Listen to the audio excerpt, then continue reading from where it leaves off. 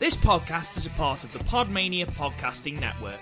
Check out podmania.co.uk to check out more of our great podcasts, features, reviews, match ratings and previews spanning the crazy and diverse world of professional wrestling. Hello, my name is Simon Miller from What Culture Wrestling, and you are listening to the PodMania Pro Wrestling Podcast, and you better keep listening to it. Why? Here's why.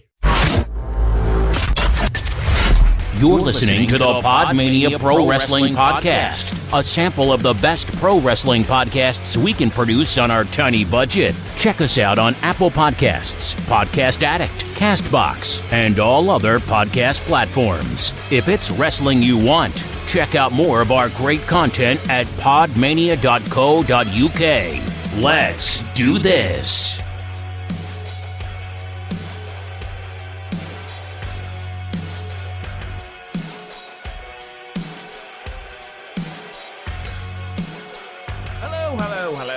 Welcome to another episode of the PodMania Podcast. I'm your host, Rob Goodwin, and I am joined not by Garth today. He is feeling the cold in his bones. Unfortunately, it just gets that time of year, and he just needs to sit down with some Horlicks and some Werther's Originals. So it is just... He is from up north. It is just me and Chris today. Chris O'Brien, how the devil are you? Yeah, to be fair, at his age, you do need to watch out for mild winters. So mild winters, slight breeze, anything really. Slipping in the shower, slipping on the stairs, on the landing, in the living room, slipping on your way out of bed, popping your knee on the way out of bed. Which I'm sure he's got dodgy knees anyway. Yeah, to be fair, we know he has. It's not dodgy knees; he has dodgy back, doesn't he? He's got dodgy everything. The man's held together with gaffer tape. Didn't he put his back out once unloading his drums? Not in that way. Nobody thought of it in that way till you just said that. That's the weirdest innuendo for sex I have ever heard. It's not an innuendo for sex. It's an innuendo for masturbation. Keep up. How are you anyway? How am I? I'm fine. Fine. I've had, for the first time in what has to be at least 2 or 3 months, I have beer while on the podcast. But that hasn't happened in a while. I'm finally not drinking alone, which is outstanding. I know. Well, you are still kind of drinking alone, but well, I'm not even drinking yet. I'm drinking tea. So technically, you're drinking alone. Returned. I still love that one Stardom cast where we went on and you were like, yeah, my girlfriend's been drinking all day. And I was like, yeah, good for her. It certainly was a mood, definitely. Ladies and gentlemen, so as I've just alluded to, Garth isn't here. So his pick, he was adamant that he wanted to watch it. So what we've done is we have done what appears to be a new PodMania tradition in that we've replaced his match with an absolutely atrocious, shit, just rage-inducing match. Chris doesn't actually know at this moment what that match is going to be. We're going to save that. Maybe we'll close on it. We don't want to end on a high. We're not WWE. So what we're going to do is we're going to start with your match, Chris. Would you like to explain what you've chosen and why you have chosen it? Well, I really wanted to see some very attractive people kicking. Makes sense. That naturally led me to Kota Ibushi. Mm-hmm. And my first thought was Omega versus Ibushi from G1. But then I realized I want to see them on the same team, so Golden Lovers. And then I was going to go with a Bucks match, but that's 40 minutes long. Ain't nobody got time for that. Well, to be fair, we do, but you'd complain. So I dropped it.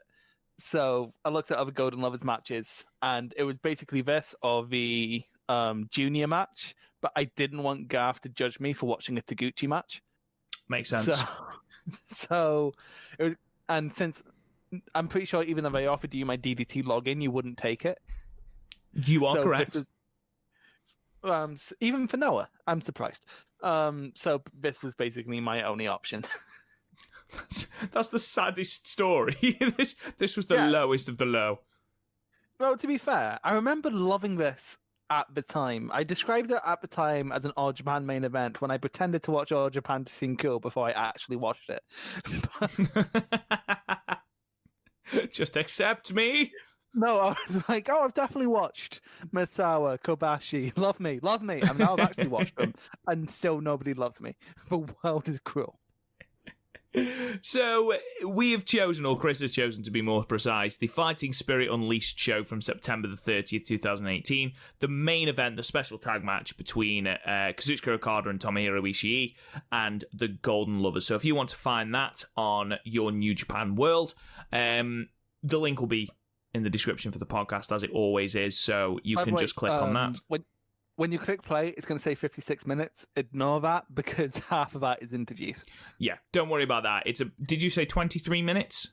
The match itself is 23 minutes, so with entrances, it's going to be about 25, 26. Actually, closer to 30 with entrance. But, it's not as long as New Japan World would have you believe.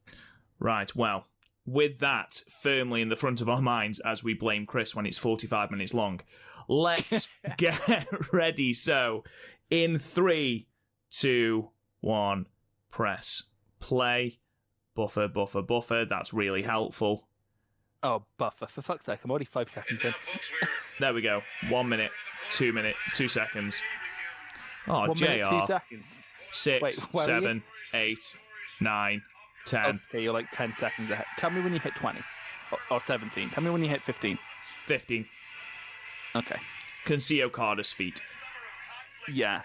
Oh shit, this is balloon. Weird Okada, I was just going to say. I hated this, by the way. Like, in hindsight, I hate this because they were trying to do the whole, he's breaking down about the title thing, but then he still won all his matches. He lost the first 2 in the G1, didn't he? And then went on a massive unbeaten streak. But that was White, who they were pushing, and Fale, who is established to beat people. Ishii. Oh, he's just I was going to say he's a beautiful man, but he's quite literally the opposite of that. It's weird, because for what he's going for, he's perfect. But you would try... Well, you tried to kick him out of bed. I don't think you'd be very successful. If Ishii's in your bed, you've got other problems. Yeah, because he's stone hard. Whee. What were you going to say? Look at JR's confusion. You know what I love? So why has this man got a balloon? So in the show before this, JR was knocked down by Jay White and Juice Robinson, which led to Josh Barnett, former UFC champion, almost shooting on Jay White. So I love that New Japan just didn't risk it this time and brought in Kevin Kelly. That's literally what's happened. I can't think of any other explanation. Much as you rag on Kevin Kelly, I really, really like him. I ragged on him. I mostly ragged on him because the G1, for no matter who you are, reveals all your flaws. So, like, because at the time you didn't get English commentary on every show, did you? You got it on, like, just the big shows. Mm-hmm. So the G1 was the first time I heard Kevin Kelly a lot in a short span. So I just got really annoyed really quickly because he kept saying Destiny. I love JR, explain the Golden Lovers. For God's sake, please. It's like, what are gay people? You know, originally they were going to be called the Golden Brothers. It's bad because with the Golden Lovers, I know that Ibushi and Tanahashi's team is called the Golden Aces, but just from memorization alone, I keep calling them the Golden Lovers. Love the fact that Kenny's wearing his tag tights. To be fair, I did like that. I did like that he had dedicated Golden Lovers tights. I love the fact that you can tell. I'll tell you in a minute. No, it's all right. I love the fact that when you wait when Kenny Omega comes out, if he's got a T-shirt on, you're like, oh, for fuck's sake. It's like Naito. you know, if he's got a T-shirt on, you are in for a bit of a slog. But with Naito, it's part of the storyline. Exactly, but when Omega comes out with the T-shirt on, you're like, oh, for fuck's sake, he's going to do that weird chainsaw thing with his fucking forearm. Don't, because I'm watching a fair bit of 2015 New Japan recently, and Junior Kenny Omega, that's one of his signature moves. It's fucking dog shit, is what it is. Oh yeah. In terms of his reign, I mean, mixed. Yeah, a lot of his reign was during the G1, so he didn't get to defend it until Destruction, where he defended it against Ishii. Cody, I think, was his first defense. Cody was King of Pro Wrestling. Oh, Cody at the G1 special at San Fran. Yeah, because remember Triple Threat fucking happened. That's the one I was thinking of. I was defending it at the time because I was still in the bubble and I was trying to justify every move as not being bad because hey, it's not WWE. But my God, the booking there was awful because Cody, after this match, actually just walks in and goes, "Hey Kenny, we're friends now, right? Fancy giving me a shot?" Well, this was a week before King of Pro Wrestling. With that in mind, I would like to just go back and find what you actually rated that match, which you can find, ladies and gentlemen, on our website. What, the King of Pro Wrestling match? No, not the King of Pro. Top of my head. Not the King of Pro Wrestling match. The Cody versus Omega match, which I'm sure you gave 10. I gave it a 9 off the top of my head. I listened to the podcast because I did the rating, so I'll tell you exactly what you gave it in a minute. Just going to our website. This is off the top of my head because I remember being pleasantly surprised by it because I hated their Ring of Honor match. So matches by event. New Japan Pro Wrestling. Some lovely chain wrestling going on here. And it was the G1 special in San Francisco, which was the show you were talking about, where I think Jay White kills JR. You gave it 10. I gave it 10. I don't remember giving it 10. You gave it 10. You gave that and the Juice Robinson Jay White match 10. Oh Christ, did I? Yeah. Oh no, I need to update some of these ratings. I don't know what the fuck 2018 Chris was thinking. He was going through a lot. God, you ever do that? You ever look back and what you used to think was perfect and think, what the fuck was I thinking? Yeah, quite often. I remember actually recently, because I have nothing else to do because I'm an unemployed piece of shit, I ended up watching Sherlock, and I loved the first season of Sherlock back in the day. I didn't like any of the rest of it, but I really loved the first season of Sherlock. Thought it was one of the best seasons of TV I've ever seen. It's okay. I don't have strong feelings towards it. It's basically, I get the same thrill from Sherlock as I do from watching Scooby-Doo. Which concerns me, I'm not going to lie, Chris. What? That I like Scooby-Doo, or that I ever liked Sherlock? No, the Scooby-Doo thing. I like Sherlock. You don't Scooby-Doo? I did when I was 5.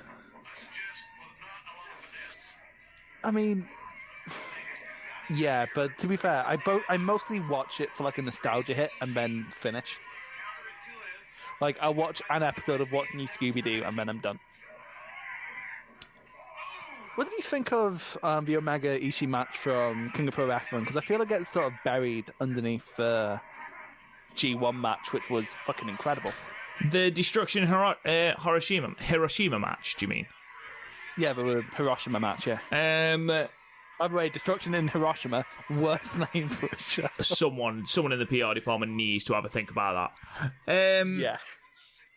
It was good. It was a very, very good match. I mean, it was slightly impacted by the fact that no one ever thought Ishii was winning. Yeah, and also, if you think that was second fiddle on the Destruction tour, that was second fiddle to the Okada-Tanahashi briefcase match. Yeah, because I think they were getting, because where was that done? Was that in Was that Kobe? That was Kobe. Kobe. So they were running it in a new market. That seemed to be what they were doing with Tanahashi and Okada in 2018, but with the exception of the Budokan match, they were running it in markets they hadn't ran it yet. So Fukuoka for Duntaku and then there. So on one hand, it makes sense. But they also gave Kenny Omega a triple threat match with what really should have been just another Golden Lovers match. Yeah. So, and apparently that was Kenny pushing for that. And you do have to wonder what he was thinking. Because on one hand, it's good to push New Japan because when they're stuck in their ways, they're fucking boring. But at the same time, Kenny Omega, you can see it from how he's booked the women's division in AEW, in that Kenny Omega doesn't have the best big picture mind. Like, he's very good at constructing a match. Like, he actually ended up helping Shida and Penelope Ford make a really good match earlier in the year. But I don't think as, like, a big picture booker, because, like, on every level, Cody being in that match made no sense. No. But then again, in the second half of 2018, the US and Intercontinental Championship spent more time on Jericho's cruise than it did in Japan. So, you say that, mate. Look at the US title this year. Well, yeah, but with that, there's at least somewhat of an excuse. They still should have stripped Moxley about 2 months ago. They really should have done. At this point, they really should have done. It's ridiculous because at the moment he's not penciled in for Wrestle Kingdom either. Yeah. And it's weird because you look at who they have on that was a lot. You look at who they have on New Japan Strong, Battle for the US, and like that's a solid base for a mid-card belt, isn't it? You have Finley's on there, Kendra's on there, Brody King, TJP, Leo Rush. But again, I guess if you don't want to put it on juniors, but like that's mostly what you have on the American Indies nowadays. So, like, stop being a little bitch about it and just put it on Leo Rush, is what I'm saying. Dickhead Okada. I miss intense Okada, like match of the year Okada. I miss Okada with a personality. That's what I fucking miss. Just little things like that. He doesn't do that. Yeah, because it's mad. Because I got it in my head through the G1 that Okada, because you know when something's been bad for long enough that you just start to question whether it was ever good. Like, I'm trying to think of an example. Like, you know how like WWE went through, like, used to be like fun, and like the times you enjoyed it was probably because it was legitimately good. But then it went through such a bad phase that you're like, was WWE ever good? And then you go back, it's like, no, it's still good. Like, and they go back to Okada matches, like. When I've been watching like 2015 stuff recently, it's like, no, Okada was fucking incredible. We looked at we compared the match ratings from the G1 29 to G1 this year, G1 30, and it was interesting that our wrestler of the year averaged out was Kazuchika Okada with a rating of I think 8.77. Because it's not even just work rate that's went down. Okada's lost his aura. Yes, no, I agree. I think that's it more than him losing his work rate. It's just the aura of the Rainmaker's gone completely. No, that's the thing, because you look at, say, Kenta Kobashi, like, to pick another Japanese example, Kenta Kobashi in like 2003 with the GHC title, and Kenta Kobashi in 90s All Japan. From a pure work rate standard, 90s All Japan Kobashi is probably better than GHC Kobashi. But GHC Kobashi just had that aura about him. He was an icon. He was a god, wasn't he? Yeah, or even like Suzuki in 2017 versus Suzuki in, say, 2010, 2009. Because he produced that aura, he had that charisma. I don't know how you lose charisma, but Okada's managed it. I'm sure he'll find it again. I'm not concerned at all. I think what's happened is, because his work rate has objectively went down, and it's because he's very clearly, broken's probably too strong, but he's tired. At the very least, he's very, very tired. He needs time off. I think we will see a far better Okada when he takes on Ospreay at Wrestle Kingdom. I hope so. What I think should happen, like, if I was booking it, which obviously I shouldn't, I'm an idiot, but if I was, I would have Ospreay beat Okada, and then have Okada go off TV for a while.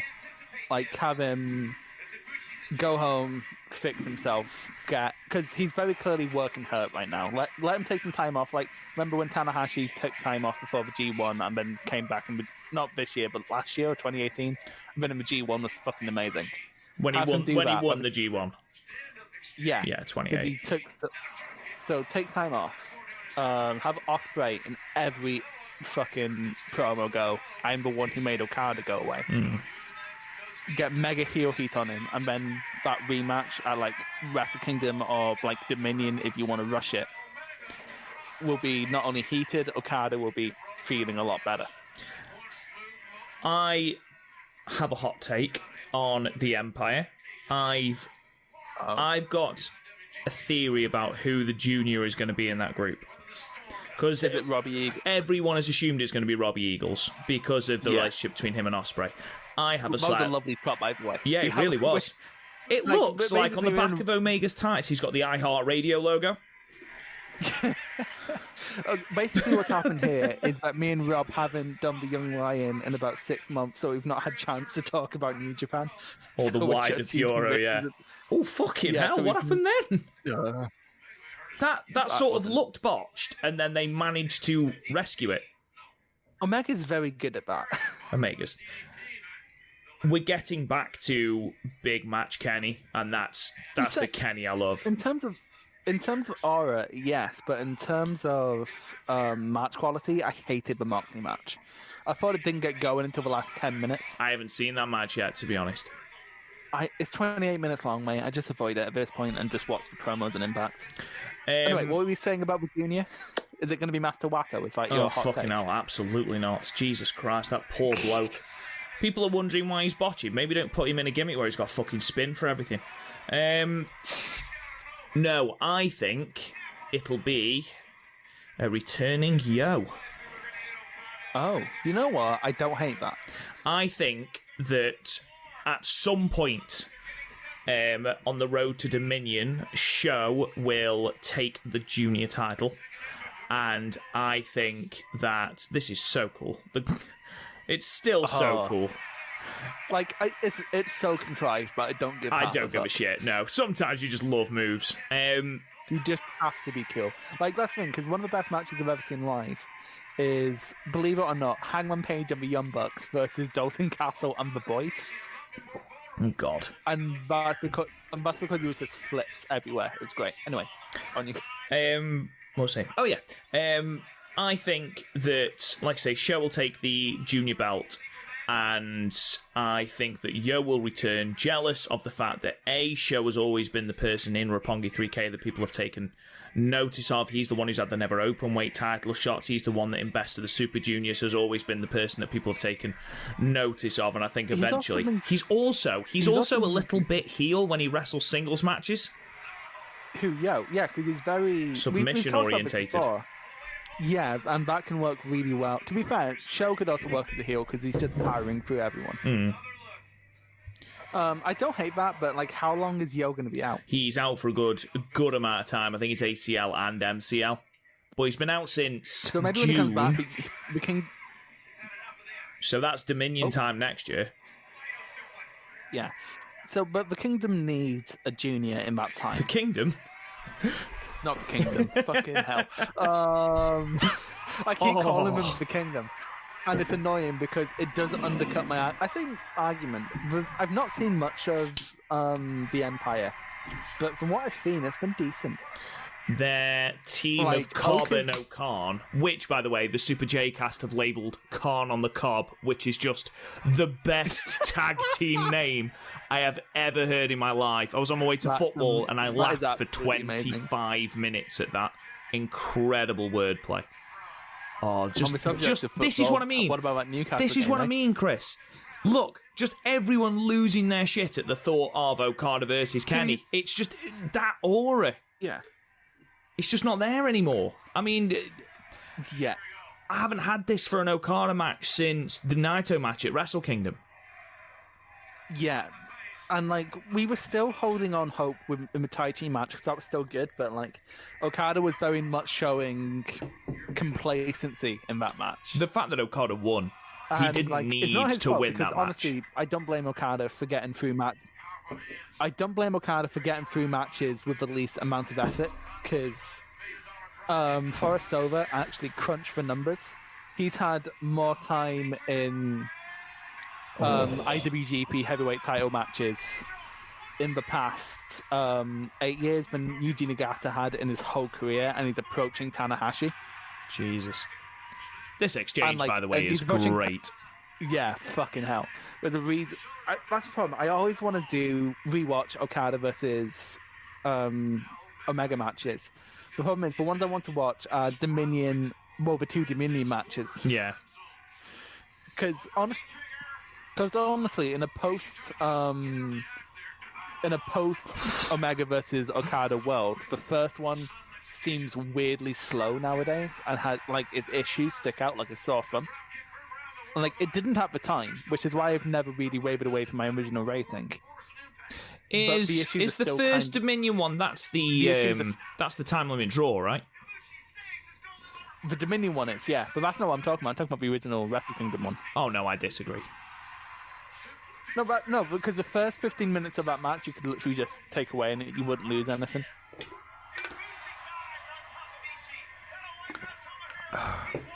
This is a far better commentary partnership. They should have done this before, because you've got JR with a crutch here of someone who actually knows New Japan, which Josh Barnett wasn't. No, the thing is, Josh Barnett actually knows a lot about Japanese wrestling, but he always comes at it with an MMA standpoint, which if you do with wrestling, it's automatically going to make it fall apart. Yeah, true. I remember someone going, "Oh, Okada's realistic," and I've thought about it for half a second, and I'm like, if someone attempted a Rainmaker in the Octagon, or in a boxing match or something like that, it's not going to do anything, is it? And I don't know, that's because personally, I like it when wrestling incorporates elements from MMA, but I don't need wrestling to be one-to-one what a fight would be. Yeah. I want wrestling to basically be Dragon Ball Z. This reminds me of 80s and 90s All Japan, where they'd put their biggest stars in tag teams when they were. Yeah, that's fun. And it's just great. Because Kobashi and Akiyama were a great fucking tag. Actually, you know what a tag team was in 99 to 2001, I think, which I think would make you absolute cream yourself? Was Dan Hansen and Vader. Did see this, yeah. To be fair, Vader and I always look at people who they've been paired with, and if they've been in All Japan, they've been with someone great. Takayama. Yes. Who's once in a tag team with Suzuki. Yes, well, he seconded him in the match we watched in 2004, didn't we? Kobashi versus Takayama. Suzuki was in Takayama's corner. Yeah, Suzuki went on to face Kobashi, which is one of those matches. You know how some Suzuki Dream matches kind of disappoint because he just doesn't gel? Mm-hmm. It's one of them, unfortunately. Oh, God. Knee no first. Matter how many times... It's weird, because New Japan currently have this problem where they take an iconic moment and just put it in a match to try and, raise the profile of the match, despite the fact the iconic moment doesn't really add to it. For example, how every Shingo and Ishii match has been the same match since. What the fuck? That kind of thing. What? My New Japan World has just reloaded for absolutely no reason. What the hell? Right, do you want me to name out the time tags until you catch up? Oh, no, it's all right. Continue watching. Why the fuck has it done that? It just literally restarted. Why? Right. I'm on 22:35. 22:35. Okay, hang on. This goes to 22. 22:28. Pause and I'll tell you. 22:28. I'm on 44:45. Okay, well, pause it. 36, 37, 38, 39. Tell me when you hit 40. Tell me when you hit 47. Okay. Now. Okay, cool. Ooh, that's a lovely DDT there. Okada has a lovely DDT, to be fair. To be fair, I don't think with a DDT, it's one of those moves where it really depends on who. Oh, God! Oh, Jesus! Christ. I think the fact that we've been talking about, like, just New Japan the whole time has sort of undercut how good this match is. This match is tremendous.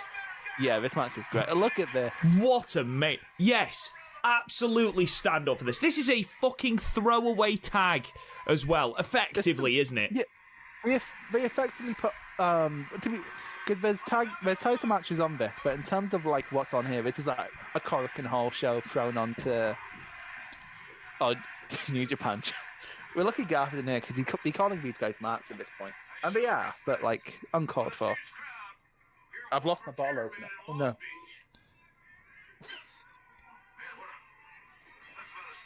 Simulate.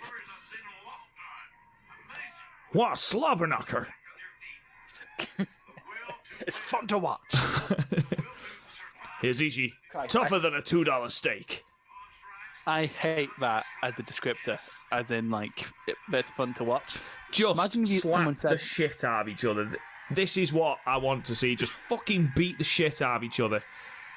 I walked in and my nieces doing this to each other the other day. And like, I had to stop myself from marking out. From joining it. Yeah. I'm joining it. No, I'd just become red shoes. Oh. Do you think the problem New Japan has right now is that it's sort of exhausted all its interesting feuds, with the exception of possibly Ospreay versus Okada? Because I'm looking at the Wrestle Kingdom main event, and I'm like, White and Naito's been done to death. White and Ibushi's been done to death. Ibushi and Naito's been done to death. You say that, White and Naito and Ibushi hasn't been done since Dominion, Last so we're year. talking 18 months. Yeah, but like it happened so much in a short time span. It happened 3 times in the space of, what was it, 2 months? Because they went New Japan Cup, G1 Supercard, Dominion, didn't they? Yeah. And I guess it's still probably going to be incredible, but like that Dominion match really sort of stretched what you can get away with.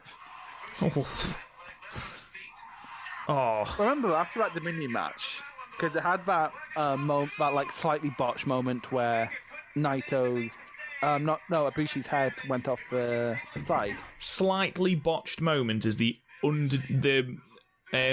of the I'm year. only saying slightly botched because no one was hurt. How they weren't hurt, I've got no idea. Terrifying. It's because Ibushi's was made in the same lab that Mayu was made in. Yeah, exactly. But oh, Christ! This is Young Buck shit right here. Oh, Jesus! Oh Christ. my God, that was so high. That was too high. Do you know what though? Like, I was Actually- talking about how this reminds me of like 80s and 90s All Japan, and when people weren't going for the title, they were put into tag teams, and they elevated the tag titles. Can you imagine if they did an Okada and Ishii tag team when Okada wasn't chasing titles? No, because I think I pitched this when during one of the last Young Lions we did, where I want Okada and Yoshihashi to be a tag team, Yeah. because that would elevate Hashi, but also it would allow Okada to like do enough to pop the crowd, but not enough to become Sale. So then when G1 comes around or whatever, because to be fair, it's worked wonders for Tana, hasn't it? Yeah. Being in the Ibushi tag, because like even like with all my problems with New Japan, I wasn't burned out on Ibushi, I wasn't burned out on Tanahashi. Because again, even with the Tackers, that's essentially what we've been doing all year, isn't it? Is putting their main eventers in tag teams. Dangerous Tackers have been tremendous all year. They've put on some absolute fucking storming matches. I think this might be the lead up to the end, Chris. Oh. You know what? I think you may be right. I think we're about to see, Chris. Golden Trigger! Golden Tell you what, though. Trigger! They can fuck off with a BTE trigger. Oh, I know. I'm so done with it. They've used it too much. And there we are. 3 count. What a fucking tremendous match that was. It was good, isn't it? That was great. That was really, really good. Let's pause it there. Partly because my phone is dying. Chris, I just want to go back. On the Young Lion, initially, when you started doing it on your own, you gave this 10 stars. Do you think it holds up? To be honest, at the time, when you're not stuck, because I was enjoying it at the time, but when you're in the bubble of a promotion and then every big match seems like the best thing you've ever seen? Yes. I feel that was me at the time. This isn't perfect. It was a bit slow to start. Again, it's like what we talked about earlier, where you go back to something you loved as a child. For example, I really, really liked Sum 41 back in the day. Be careful what you're saying, because I'm going to go and see them soon. No, I still love them, but I wouldn't call any of their albums perfect albums. No, I see what you mean. It's kind of like, well, that was still incredibly, incredibly good. But the perfect 10, I don't know. I've only given 3 matches this year the perfect 10 upon reflection. So, honestly, I wouldn't go with a perfect 10, but that isn't a slight on it. It's just what I think is a perfect 10 has evolved. Its strong style evolved. Ooh. No, see, I disagree. Dickhead. Oh, you think that's perfect, do you? I think it's about as close to a perfect tag match as you are going to get. You've got the build, you've got the atmosphere, you have got just 4 of New Japan's best workers just throwing fucking everything at each other. There didn't need to be a story. There didn't need to be a huge amount of drama to it. It was just a good, solid wrestling match, and I fucking loved it. I really, really, really loved it. I should point out, I still think it's like a 9 out of 10. I still think it's absolutely fucking incredible. Yeah. Like, if this was inserted into this year, this would be top 10 easy. Like, just New Japan was still operating on that different level in 2018. Yeah, sure. However, you are, what's the word I'm looking for? Outnumbered. Outnumbered, there's 2 of us. Correct, but 2018 Chris gave it 10 as well, which means, unfortunately, Chris, you are on your own. It's just 2018 Chris held so many bad opinions. Yeah, that's completely undeniable. 2018 Chris hadn't fully come to terms with his love of Tai Chi. That's such a fucking lie. Yes, he had. Oh, no, that's me. If you listen to the first Young Lion I ever did, I said nobody likes Tai Chi. And then as soon as he was put into that Dominion match, I'm like, I fucking love Tai Chi. And it was mostly the stripper pants. I'm not going to lie to you. Mostly the stripper pants. Right. So you're giving that a 10, are you? I am giving it a 10 out of 10. Okay, before we... Oh. Okay, now that we've talked some Puro, let's go back to some pure old American wrestling. Now, as we mentioned before, Garth isn't here, and Garth wants to sort of keep his pick so that he can actually watch it, so we've decided to pick another shite match. So, Chris, are you ready to learn what we will be watching? Hold on, let me take a drink. You are going to need it. Okay. Okay, so originally, like I said, I was going to choose the Doomsday Cage match from Uncensored 1996. I've chosen against that. You'll be happy to know. And instead, I've chosen the King of the Road match from Uncensored 1995. Okay. Dustin Rhodes battling Blacktop Bully on an 18-wheeler where they're not allowed to blade or to bleed. I censor what I want to pick so often so you and Garth don't suffer. I think PWG would be fun, but then I realised Garth would probably blow its lid. And I don't put it on. Do you know what, though, Chris? Isn't it better that we suffer together?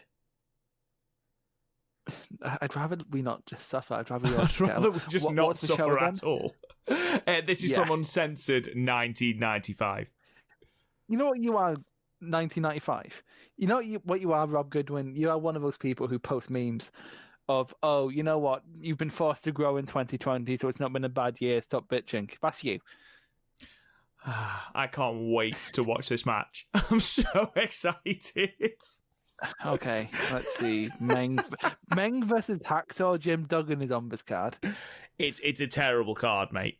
Oh, they opened the show with this. Yes. Well, it's pre-taped, isn't it? So You're telling me WCW didn't have the technology to insert it into the card?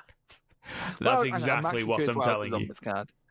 While it loads, I'm going to see what else is on this card. Please do. Anderson versus Johnny. Arn Anderson versus Johnny B. Bad. They fought so fucking much. No, you know who really fought so much was Johnny B. Bad and DDP. Yeah, they did. They did, to be fair. Big Bubba Rogers versus Sting. Big Bubba Rogers. Randy Savage versus the Avalanche. Yep. And now the network won't play. Even the network is like, guys, I'm not being funny. You don't want to watch this. Even for content. Even for the content, guys, I can promise you don't want to watch this. Oh, fuck. Vader versus Hogan. In a leather strap match. That was bad because Vader basically had to lie down for Hogan, and I think that's disgusting. Right. So, Chris. Hang on. I haven't actually got it loaded up yet because it didn't load when I tried to click it. Oh, my God. Hurry the fuck up, boy. Right, I'm trying. And have you ever tried to do things on the network? It's hard to achieve anything. It is hard to achieve anything, to be fair. Yeah, and that's just in general. That's just depression. Hey. Load. Fucking hell. Okay, there we go. 3 minutes, 12 seconds in. 3 minutes, 12 seconds in. So, ladies and gentlemen, let's do this. How long does this last? Don't know. Let's go. 3, 2, 1, play. Imagine opening your live event with this. This got Dustin Rhodes fired because he bladed. I don't give a fuck about the truck. I don't give half a fuck. Do you know what makes me laugh? There is fucking traffic behind them that is not the camera crew. You know what I absolutely... You know, they must be so confused. No, that's police. They have police escort. That's the police car behind them. Oh, Jesus Christ. What's the rules? Like, what's the rule set for me? Black Dot Boy just absolutely hoiking Dustin Rhodes and the plums. Okay, what's the rules here? I have no idea. Okay, great. You know what's very easy to watch? A match where you don't know the wing conditions. I'm sure we'll find out, Chris. That's the main thing. Oh, this is incredible. This is already shit. Hello, cameraman. You know what? I've been happier about breakups. I've literally been happier about breakups.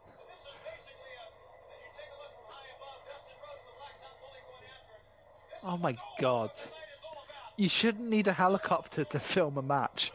Oh, this is just great. Like, despite that this is pre-taped, they didn't edit out the helicopter noise.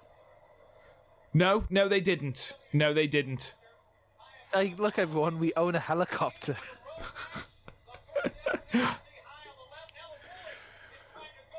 You know, we're king of the road.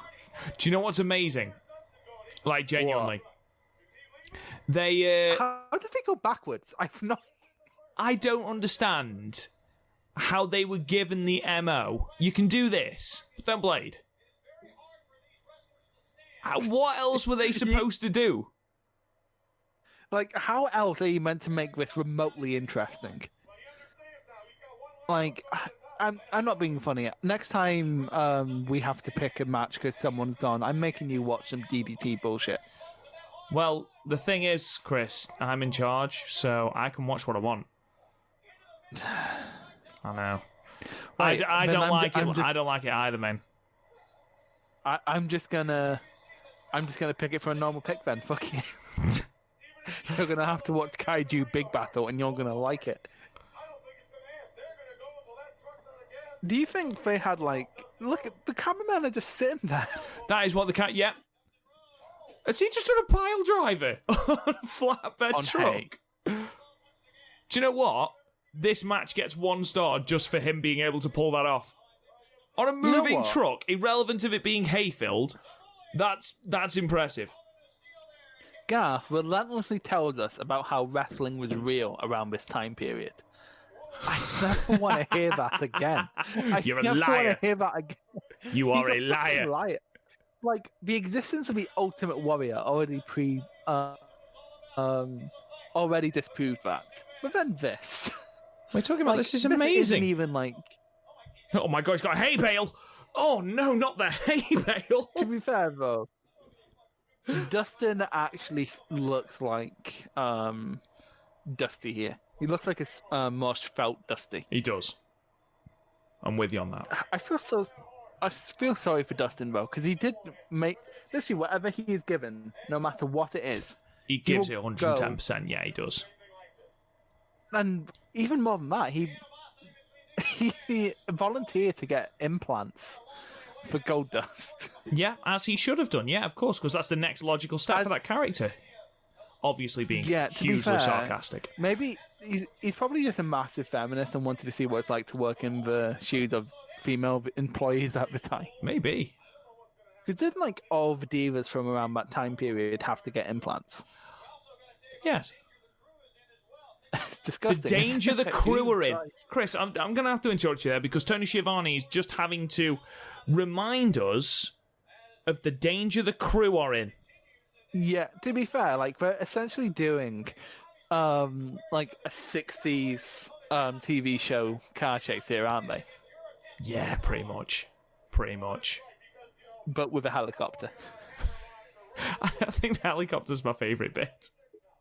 They're just throwing things at each other now. But why do we keep panning to the helicopter? Like, the helicopter's there to get the white shots. I get that. I somewhat understand. Why are we seeing the driver? Christ.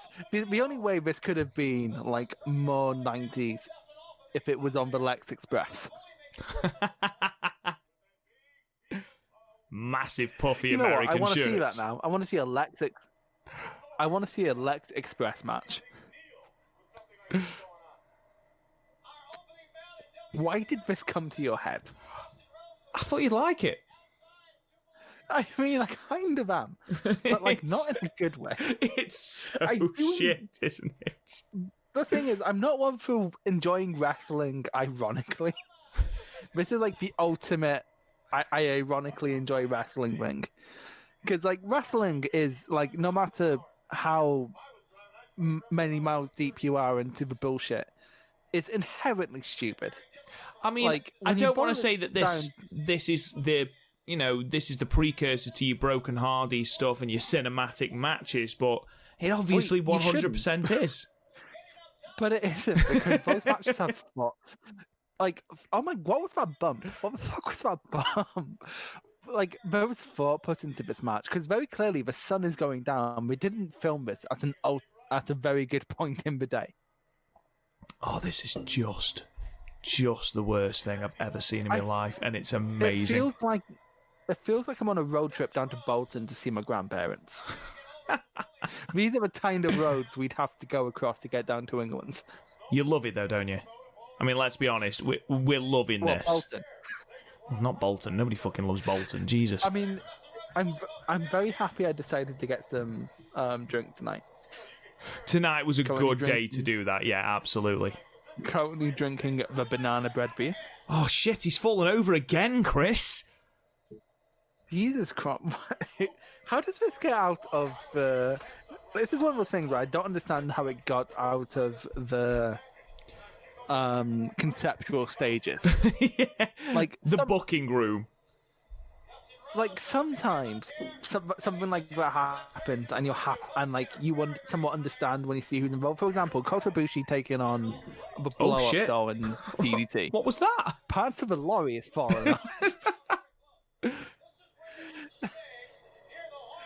How? To be fair, they've got to sound the horn.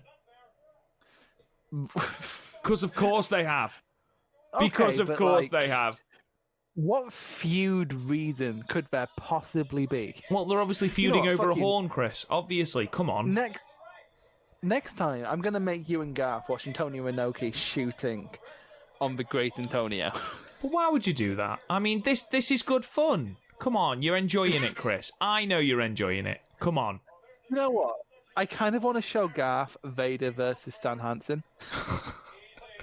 Because I heard him say Jesus Christ during the Timothy Thatcher versus Walter match.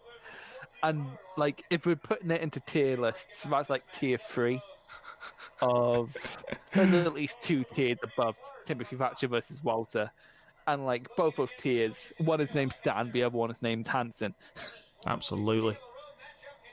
You know what? This how- match would be improved Go on. tenfold by Stan Hansen. I would like to know, Chris, how the fuck this match is still going. Like, It's not even going honestly. on. It's not even. We're not even. We're only just over the 5-minute mark. Well, to be fair, I'm just going to point out that Dustin Rhodes does mean business now. He's got a trough of hay and his shirt is off. What I want to point out is if they're trying to reach for Horn, it would be easier to stand on that thing they keep climbing over because that's where the Horn is. Yeah, 100%, yes. Completely agree. But for some reason, we keep trying to climb up and reach backwards. I want to know why there are logs attached to the side of the lorry. They're coming to an intersection. It's a traffic jam. They didn't even close off a section of road. They just drive. Imagine being This on is- your way to work and being told you've got to stop. We've got 2 wrestlers fighting on a flatbed lorry. I hate the broken hardy stuff. It's killing the business. Fuck off. Jesus Christ. What I love is you can the one I don't even like the one thing I've learned from my friend who's a film student, right? Oh, the feed's cut. Great. No, it's all right. It's back. Don't you worry. The one thing I learned from my friend who's a film student is that you never show the boom mic. And what can we see very clearly in shot right now? Oh, we can see the boom mic. Yeah, 100%. Yeah, we can. Yeah, because why wouldn't we? I know. No. Oh no, not my pee-pee. Anything but my pee-pee. Why is he climbing over the truck? Imagine if he fell. I kind of want him to fall. Oh, this is incredible. I love the fact that the commentary team are doing their best to put this over as something serious. I was going to ask if you've ever played Uncharted, but you haven't, because you're one of those cunts who on an Xbox. But All right, fucking like- hell. It's unnecessary. to be fair, Fucking with me and rapies. Garth on this podcast, I'm unbelievably surprised that you don't catch more flack for that. Not because the Xbox is a bad system, plus gaming is elitist and bullshit, but you know. Imagine hiring a helicopter and then the camera breaks. Oh, this is just excellent.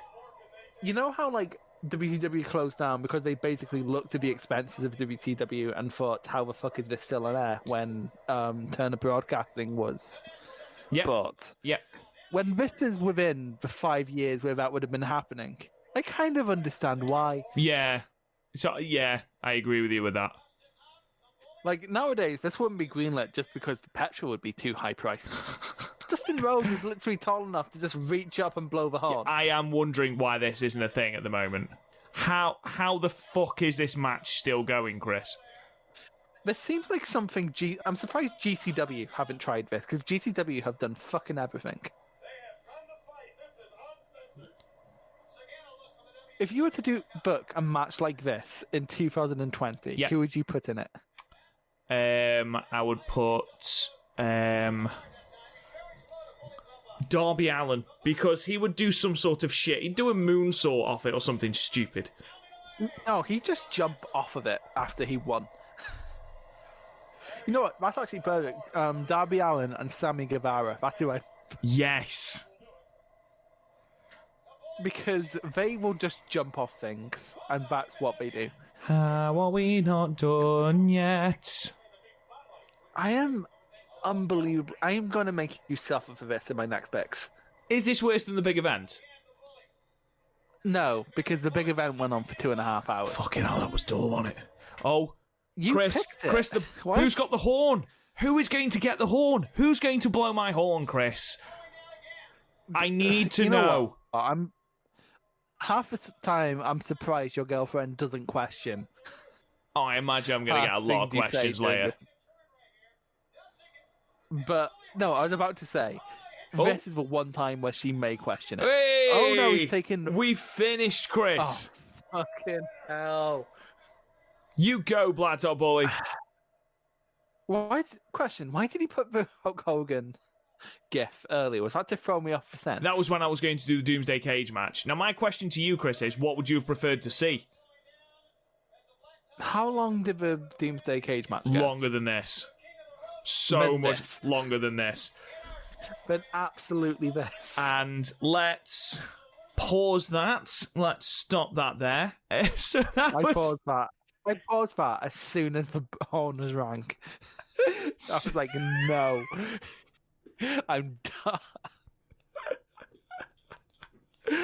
That isn't the worst thing I've ever watched for the sake of talking about it with you and Garth, right? Because I watched that TNA pay-per-view, which literally made me question how I ever got into wrestling. Yeah, there was bits of that made me think the same, to be fair. No, it wasn't just that, because like the TNA show, that's around the time. That's like basically what I was able to watch around that time. So I was questioning how I ever enjoyed it. Whereas here, I'm just sort of like, how did wrestling in America survive? Because you look over to what WWE had in 1995, and it's like there was nowhere good to turn. Like, there's a reason ECW started gaining traction. So just let me get this straight, Chris. You didn't enjoy that match? Oh, I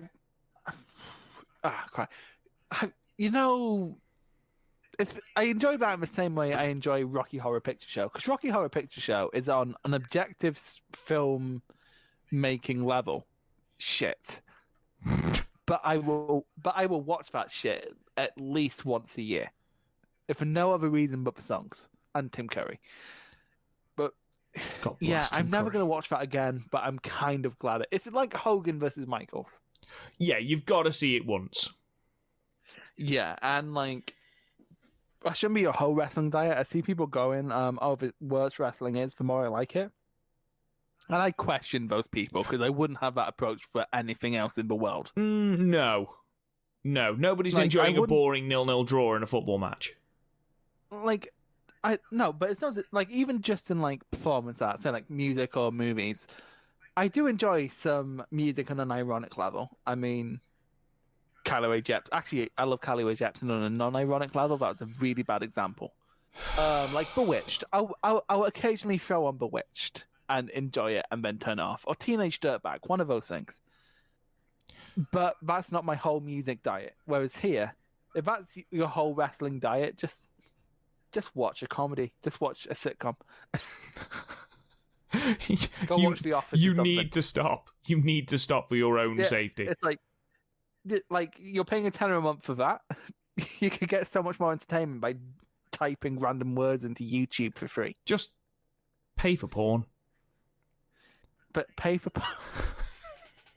Just pay for porn. It's so much cheaper. And a little bit less embarrassing to talk to people about.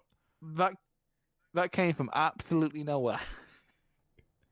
I was not prepared for that on any fucking level. Right. Chris, it's time for me to choose my pick. The main event of tonight's podcast. So it's tables, ladders, and chairs as we record on Sunday. And I wanted to watch a TLC match. The obvious choice being WrestleMania 17, but I must have seen that match 30 times. So I've never actually seen exactly. I've never actually seen the inaugural table, ladders, and chairs match from SummerSlam 2000. So that is where we are going to August 27th, 2000, to the match between Edge and Christian, the Hardy Boys, and the Dudleys in the tag title TLC match. So if you want to find SummerSlam 2000 on your WWE network, skip to 1 hour 28 and 45 seconds. That should be the match. Chris, have you ever seen this match before?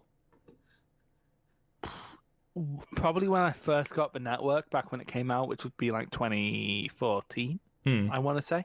Okay. Because I got my EMA, which was £30 a week. I remember EMA. Which is EMA when you're 15, 16 is a revelation. It really is. No, that's the thing. Because I remember, the rich kids in my school were like, "Oh, what's the big deal?" I'm like, "You don't understand. I've been getting like £2 a week for my whole life, and suddenly I'm getting £30 a week. I didn't know there's much money in the world, so I spent some of that on the WWE Network every month, because obviously, and so probably around then, but like not since. I don't remember it at the very least. So much porn you could have bought. Anyway, right. It's all free. It's all fair for free. That is true. That is true. I was a teenage boy. I was a fucking expert. I was a teenage dirtbag baby. Anyway. But no one listened to Iron Maiden with me. 1 hour, 28 minutes and 45 seconds then, ladies and gentlemen, and we will start in 3... On how many seconds? Sorry? 1 hour, 28 minutes and 45 seconds. Okay, I thought you said 48. I'm like, wow, fast way ahead. No, we're fine. No, let's go. 3, 2, 1, play. I love the old SummerSlam logo, and I don't know why they dropped it. Fucking hell. Oh my god, I'm getting vertigo. Stop spinning round. I didn't realise I was watching the fucking Hunger Games. Jesus Christ. Oh, Christian's glasses. Well, those what people wore in the 90s. No, this is 2000. Is this what people wore in the 2000s? Yeah. How old were you at this point, Rob? I was 10 at this point. I was 3. Was that not what you wore? I don't remember what I wore. Low-key love this fucking entrance. I love the pyro. This is something you don't get in a... Well, WWE just doesn't do pyro, but like... I remember when we first came back in 2015, and that pyro hit, I was like, oh my god. I still love the fact that Bubba wears black glasses and Devon wears white glasses. It's fucking great, that is. Like, that's just ridiculous attention to detail, isn't it? Is this still when Bubba's got that stutter? I don't know. Oh, I genuinely couldn't. Chris, are you breaking out the dance? Oh, come Christ. on. Jeff Hardy they haven't done it. Fucking hell. Look at Jeff's knees. Jeff's just running to the table. Knees up, boys. Is it? Christ. To be fair, like, I think everyone goes through stages with these teams, because, like, when you're 10, the Hardys are obviously the coolest. Obviously. And then when you're 23, you're like, what the fuck were they thinking? But, you know, when you're 10, they're the coolest. Because Jeff has never stopped. Oh, fucking hell. Jesus. Jesus Christ. And then you start to appreciate the subtlety. Oh, my That's God. great. Literally cutting him out of the air with that is great. I mean, like, don't do it, because Jesus. But... Oh, my God. I'm now just scared about what we're going to do in the rest of the match now. Because there's always a culture shock when you go back to like old hardcore matches before they realise what concussions can do to you. Oh. Yeah, like that.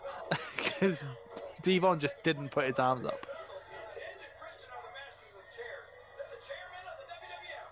I just deducted from your 2 picks tonight, Rob, that you just enjoy watching people suffer. 100%. Christ. If you really want to make Garth suffer, though, I need to make him watch PWG, because that'd be funny. Fucking hellfire. The thing is, they did this kind of shit on a random SmackDown as well, like on a... Because it wasn't TLC 3 on a random SmackDown? I think so, yeah. And then TLC 4 was on a random Raw, and then they just did them all the time. We won tables! The thing is, if I was, like... Because God! Dudley's... Oh, Jesus. Has Bubba Ray got his leg stuck in the ladder as well? With, like, no bumps. Yeah. Because I think, because... the Dudleys were heels at this point, weren't they? Yes. So if I were as the heels, I'd just be going, well, no, fuck you, no tables. Like Shinsuke. Everyone loves my music, but I'm going to fuck it up. Ooh. Yeah. Okay. Now that you're, well, not mature. You have a wrestling podcast, but now that you're a grown man. Thanks, man. Which team is your favorite? That is a very, very good question. Because they all have different qualities, don't they? They do. I mean, I think it's probably Edge and Christian, but they are very closely followed by the Dudleys. No, that's fine, because as a tag team... Oh my god. That's amazing. Because as a tag team, I prefer the Dudleys, but as individual wrestlers, I by far and away prefer Edge and Christian. I love the chemistry that Edge and Christian had over the chemistry that the Dudleys had. Oh, in terms of promo. The promo, yeah, the 5-second poses. I think that was amplified when we worked with Angle. Yes, certainly. Have not said that before. Think of the Hardys. They're someone whose appeal goes down as you get older, because their appeal was that we jump off of things. And when you get older... Jesus! Oh my god! Oh my god, I've learned that this probably hurt quite a lot, and you're like, I don't like this. Jesus Christ. Actually, you know what happens with the Hardys? At least in my case, you grow up, find death matches, and think, well, that's not impressive. Oh, that looks savage. Actually, my friend Emily, she got really into wrestling, but got into death matches and nothing else. Bizarre. And it is bizarre, isn't it? I still don't understand it to this day. But, like, I remember last year, I watched some of the G1 with her. I watched the opening day of the G1 with her. And she was... And I think it was Sonata versus Zack Sabre Jr. And she was going, oh, poor baby. When, like, Sonata was selling Zack Sabre Jr.'s submissions. And I'm like, wrestling's fake, you know?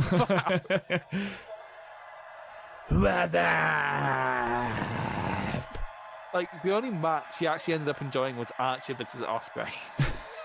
Oh, God, this is so dated now. But even so... I still don't... What the fuck is Was Up from? It was an advert. So it's like if grizzled young veterans started shouting, go compare. Get the tables! What I liked about... So obviously, like, their TNA run was, like, until they started trying, was mostly a nostalgia run, right? Yeah, I think so. And you know this, because they counted down before shouting, get the tables. Because, to be fair, it's just before or after D1 has all the awful bleeding scars. I'm trying to make it out. Because Devon's just one of those people like Dusty Rhodes or Flair who had like so many cut marks on his forehead. And I remember, do you remember the day when you figured out that's what that was? I do, yeah. 3D! Because it really just... Because remember, I thought that when I first saw Dusty Rhodes, I just assumed that's what old people look like. It's like, oh, I can't wait to get all these weird marks on my forehead. But no, it's just bleeding. Like a rite of passage. Yeah. I fucking love the 3D. It's just a great move, isn't it? It's one of my favourite moves. And, like, it's so... People have tried to do things like it, but it's never worked as well. No. And, like, because you think of, like, in New Japan, the 3K from Roppongi 3K. But it's just not as good, and I don't understand why. It's probably because with the 3D, it looks like you're actually driving their neck into the ground. Yeah. Is it the best tag team maneuver? No, it's not, because that's probably the Doomsday device, yeah. Yeah, but that's mostly because of how people took it. But I think that's also mostly because Hawk wouldn't let them not do the flip. Like, imagine a Doomsday device with a lariat's being delivered by Stan Hansen. Oh, God. Jesus. Oh, my God. Oh, unprotected chair shots. Right. You look at what these people are doing earlier, and, like, Bubba's still going, both Hardys are still going, Edge is still going. Granted, Edge took several years off. And actually, I think everyone apart from Devon in this match had matches in 2020. And it's like, how? Because I'm not being funny. I sometimes bang my knee on something, and that's my whole day ruined.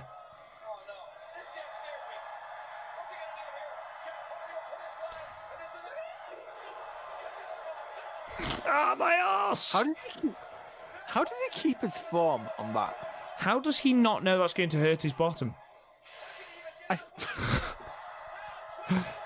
His next shit was a really hard one. Thing is, in terms of aesthetic, Jeff Hardy's kind of ahead of his time, because how many people have like the rainbow hair nowadays? True. Like, quite frankly, Jeff Hardy's just a low-key icon, and I think we should respect him. Oh, Christ, there's no way that's not getting some of his balls on that. Oh! I can see where this is going. See you later, Christian. Yep. It's just a spot fest, but it's so good. What's made the only person... I just realised the only person here who didn't become a world champion was Devon. Are you surprised? I mean, I actually don't know what Devon's like as a singles wrestler. I've never kind of in TNA, but when he was TV champion, he was literally off. He literally won the TV title and then left. Because, TNA really know how to book their championships. Bubba Ray's already leaving. Yeah, none of that. I think absolutely none of that. Because, I remember, because I've seen a couple of ladder matches live, right? Most notably the one at TakeOver earlier this year. And they're so very clearly still trying to chase this. Yeah. The magic they captured in this and the WrestleMania match. The only people I think in that match who weren't trying to chase this kind of thing would have been like Imperium, who were basically going, why would we take big bumps? We're Imperium. Look at what we do. Yeah. Oh, Christ. It's bad, because there's nothing deep to say about this match. There's not, but it is such fucking fun to watch. No, it's like how I can't really explain my love, or like how much I love Damn It by Blink-182. But oh my god, do I love that song. Oh god, it's incredible.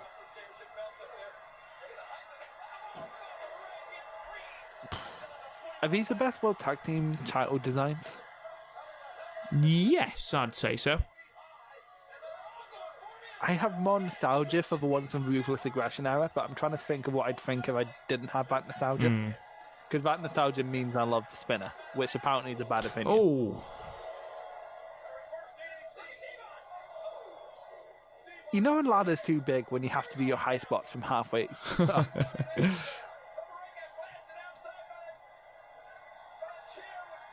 Okay, so you know what I'm just thinking about.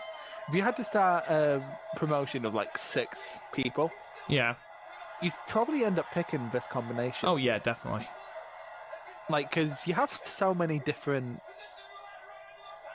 even within teams, everyone's completely different. Do you think, in terms of, a nucleus for a tag division, do you think there's ever been anything better? No. In America, at the very least. No, I don't. I think AEW got close, with the Bucks, Lucha Bros, and Proud and Powerful, but then they ended up not capitalizing on it. Jesus Christ. Because all 3 of these teams were super pushed, where in AEW, the teams are weirdly hot and cold.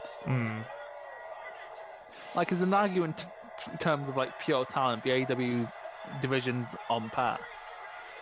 Oh, God. But they've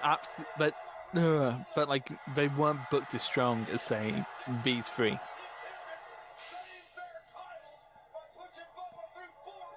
Because then argue outside of these 3, the tag division was dog shit. Oh, God, yeah. Apart from maybe the APA, everything else was dog shit. And we're going to have some 90s kid going, oh, you're wrong, snowflake or whatever, but fuck off.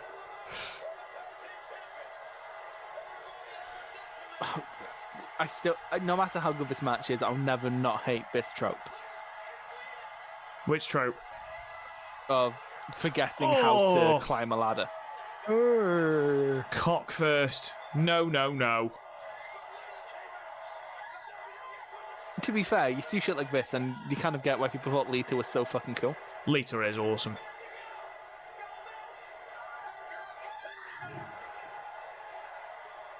I mean, like, she wouldn't be screaming for Hardys for too long after this. No, certainly not.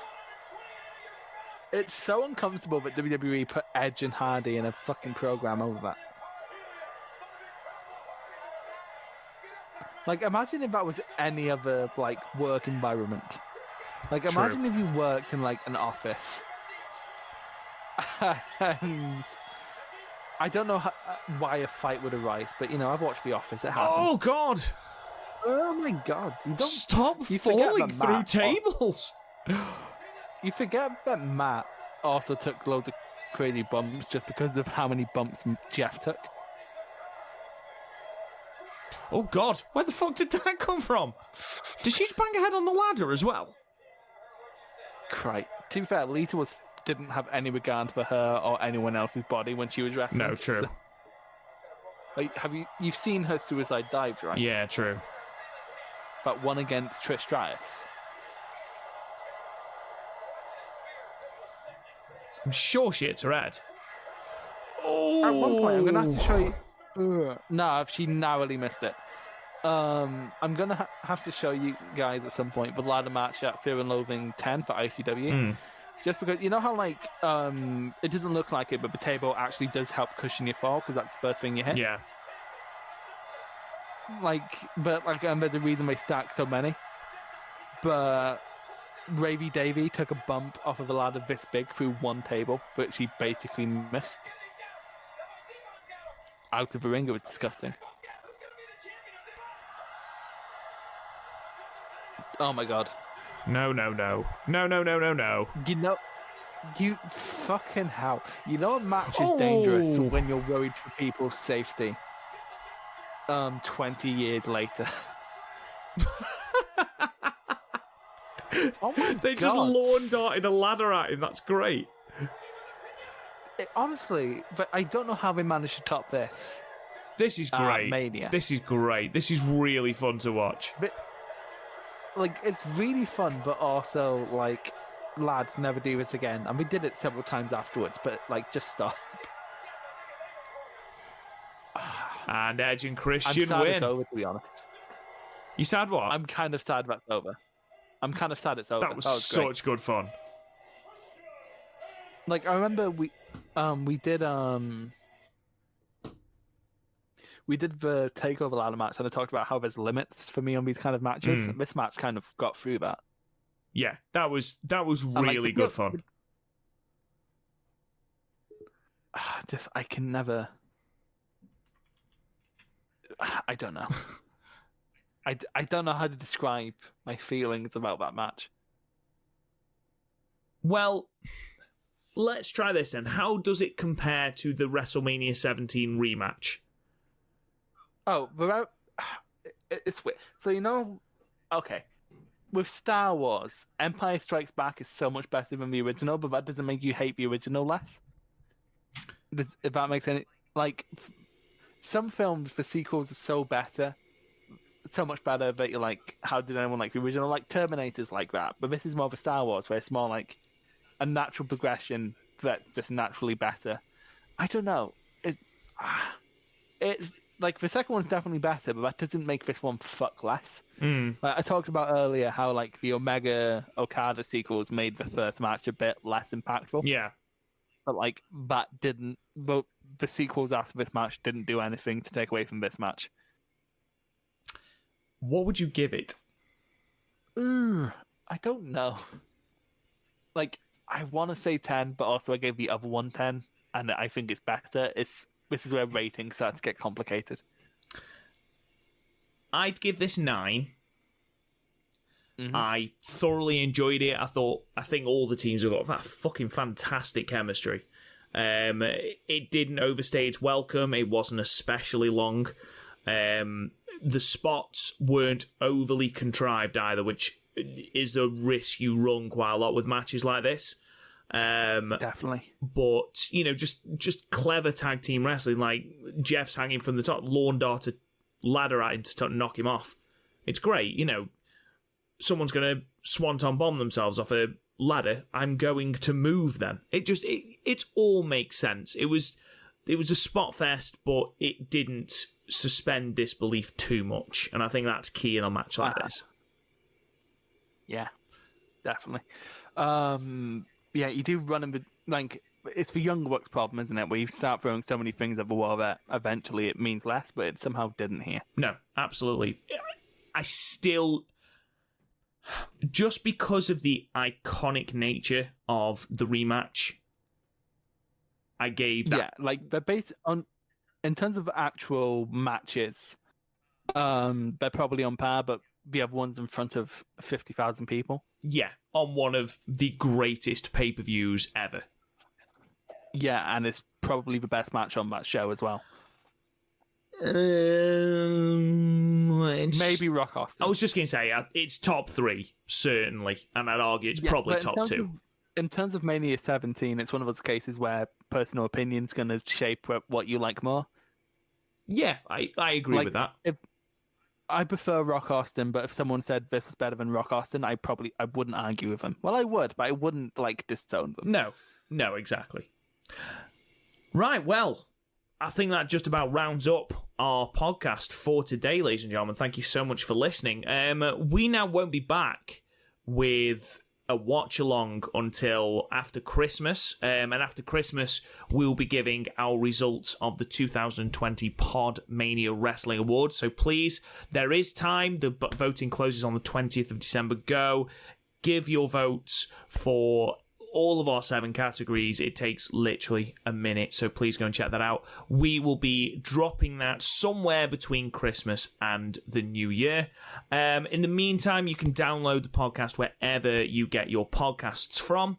You can go to Google Play, Apple, Spotify. Leave us a 5-star review or comment. It really does help out the podcast. You can go to the website, www.podmania.co.uk. We can check out all of the archived podcast episodes, our match ratings, reviews of retro pay-per-views, all that lovely shit. You can talk to me on Twitter at RealRobGoodwin. Chris, where can they find you? Not on Twitter.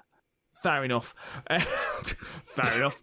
And if we don't see you or talk to you before, have a very, very Merry Christmas and a Happy New Year. And fingers crossed, 2021 super kicks the ass off 2020.